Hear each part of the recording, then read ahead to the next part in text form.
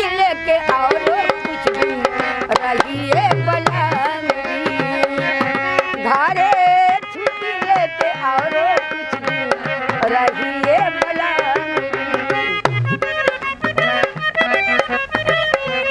आज भाई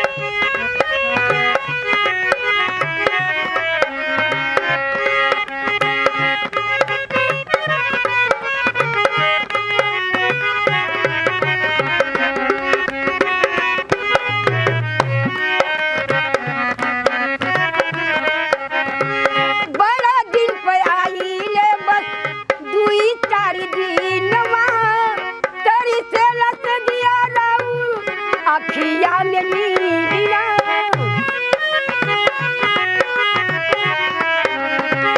बड़ा दिन पयाली बस 2-4 दिनवा तर से लस दिया राउल अखिया में नीलिया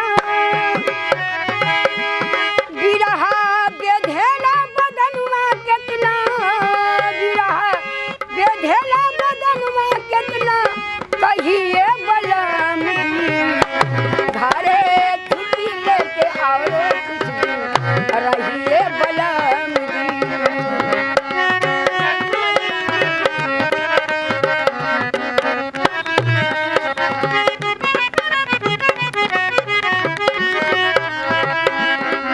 छुट्टी के कागज लेके रास्ता निकाल